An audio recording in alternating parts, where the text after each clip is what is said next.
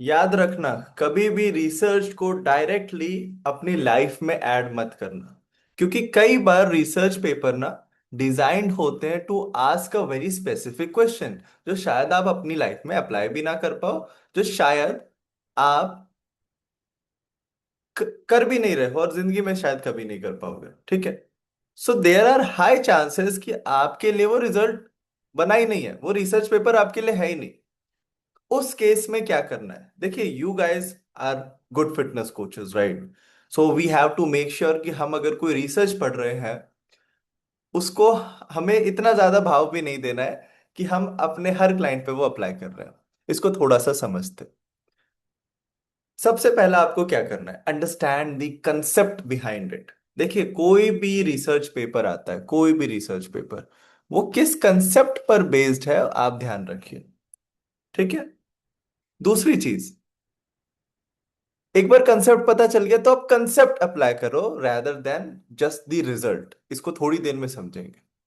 और make sure आप सारा लिटरेचर पढ़ो, क्योंकि अगर एक स्टडी पढ़ोगे ना, चांसेस है दिक्कत आने की। ठीक है। अब हम थोड़ा आगे बढ़ते हैं। ये एक बड़ी अच्छी रिसर्च है। This is just an example to make sure कि आप इस चीज को समझ पाए जो मैंने अभी 3 पॉइंट्स बोले। एक रिसर्च आई थी 2016 में। स्कोईफेल्ड बड़े अच्छे साइंटिस्ट हैं, बड़े अच्छे रिसर्चर हैं। तो उन्होंने क्या पाया कि जो लोग 3 मिनट रेस्ट पीरियड ले रहे हैं एज कंपेयर टू 1 मिनट का, उनके रिजल्ट ज्यादा अच्छे आए। ठीक है। उनके हाइपरट्रोफी और स्ट्रेंथ कंपैरेटिवली बेटर रिजल्ट था। बट आपको ये समझना है कि रिजल्ट क्यों आया।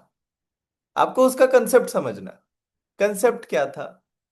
कंसेप्ट ये था कि अगर कोई बंदा ट्रेनिंग कर रहा है, शॉर्ट रेस्ट पीरियड होगा, तो उससे क्या दिक्कत आएगी? अगर मैं बहुत जल्दी जल्दी जल्दी सारा, अभी मैंने स्क्वाट्स करा है, फिर मैं डंबल कर्ल्स करने जा रहा हूँ, फिर मैं लेग का ही कोई दूसरा प्रोटोकॉल समझ लो, लेग एक्सटेंशन करने जा रहा हूँ। ठीक है, रेस्ट मैं बहुत कम दे रहा हूँ, क्या होगा? मैं ऑलरेडी फटीग्ड हूं, मैं फटीग से रिकवरी नहीं कर पाऊंगा। मैं उतना ज्यादा लिफ्ट भी नहीं कर पाऊंगा, मेरा वॉल्यूम रिड्यूस होगा, जिसकी वजह से मसल ग्रोथ कम हो सकती है ना। वॉल्यूम बहुत जरूरी होता है। दो चीजें जरूरी होती है, आप कैसे उस एक्सरसाइज को परफॉर्म करते हो और कितना परफॉर्म करते हो। ये दोनों फैक्टर मैटर करता है आपके हाइपरट्रोफी एंड स्ट्रेंथ के लिए, राइट? तो एक और स्टडी में क्या पता चला था, एक्चुअली शॉर्ट और long rest doesn't matter for your hypertrophy. Why? क्योंकि इधर रेस्ट की बात नहीं है, इधर बात कर रहे हैं हम फटीग की, जो कि रेस्ट से हमें आता है। अगर कम रेस्ट करा तो ज्यादा फटीग आएगा, अगर ज्यादा रेस्ट करा तो फटीग अच्छे से मैनेज होगा। तो हम नेक्स्ट सेट जो कर रहे होंगे वो थोड़ा एफिशिएंटली करेंगे।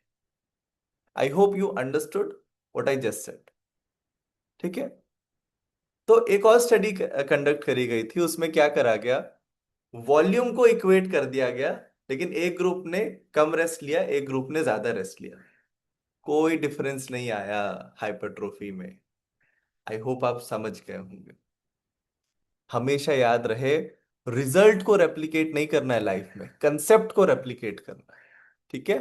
तो हमेशा याद रखो, वो स्टडी अच्छे से पढ़ो, क्योंकि उधर कंसेप्ट लिख देते हैं जो अच्छे साइंटिस्ट होते हैं। दूसरी चीज, जितना भी लिटरेचर है, जो भी स्टडीज ऐसे सिमिलर सिमिलर मिलते हैं, उसको भी पढ़ने की कोशिश करो।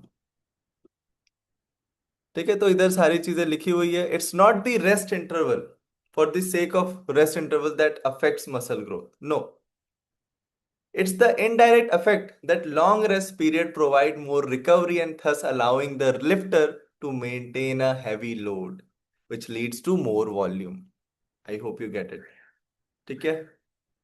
तो अब इसको प्रैक्टिकली मैं कैसे अप्लाई करता हूँ अपनी लाइफ में? भैया, अगर मैं स्क्वाट्स कर रहा हूँ, ठीक है, उसका मेरी पूरी बॉडी की चेन यूज होती है। मुझे कंपैरेटिवली फटीग ज्यादा आता है, मैं थोड़ा ज्यादा रेस्ट पीरियड ले लेता हूँ, 5 मिनट तक भी ले लेता हूँ। मैं बाइसेप कर रहा हूँ, मुझे ज्यादा फटीग नहीं आती। ज्यादा फटीग नहीं आती, मेरा वॉल्यूम कॉम्प्रोमाइज नहीं होता नेक्स्ट सेट में। आई होप आप समझ रहे हो। ठीक है। एक और एग्जांपल लेते हैं।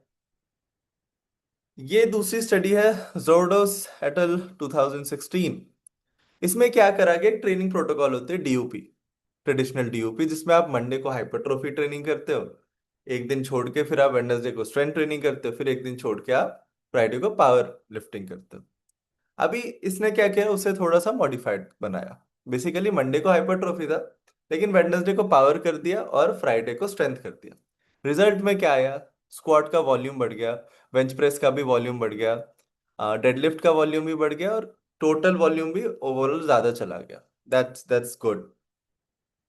बट दैट डजेंट मीन कि आपको ये मॉडिफाइड ट्रेनिंग, जो मॉडिफाइड डीयूपी है, आपको हाइपरट्रोफी यही करना है, नहीं।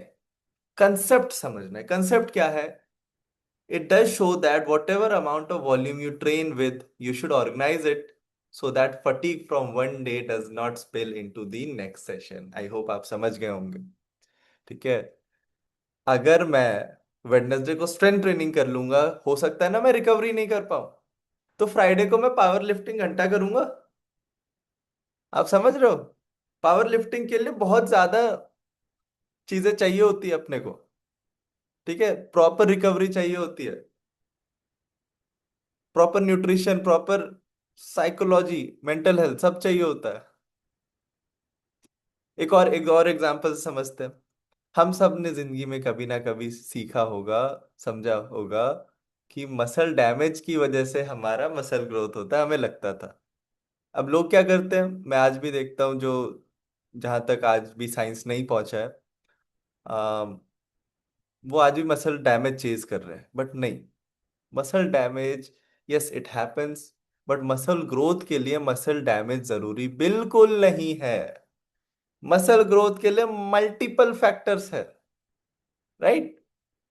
तो ये चीजें हैं, एंड आई विल से यहीं पे हम चीजें थोड़ी गलत हो जाते हैं। इसका कंसेप्ट क्या है?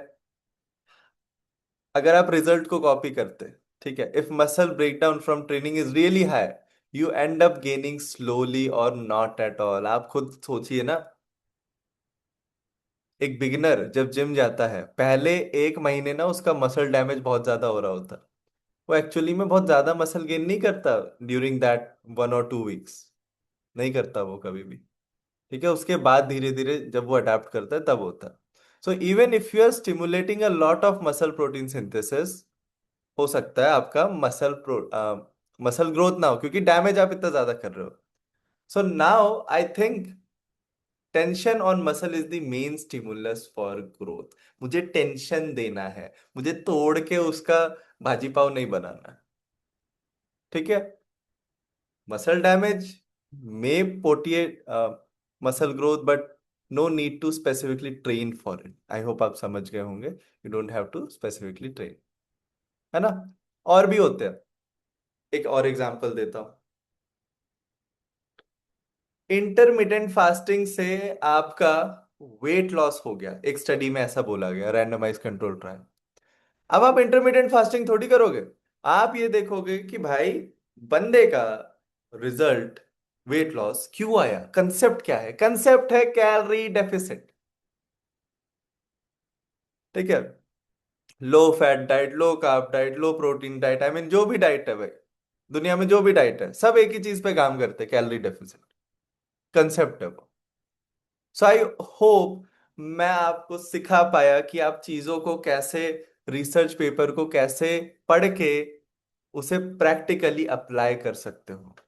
You have to extract the concept, you don't have to directly apply the result on yourself. I hope this is clear. मिलते हैं एक और ऐसी ही वीडियो में।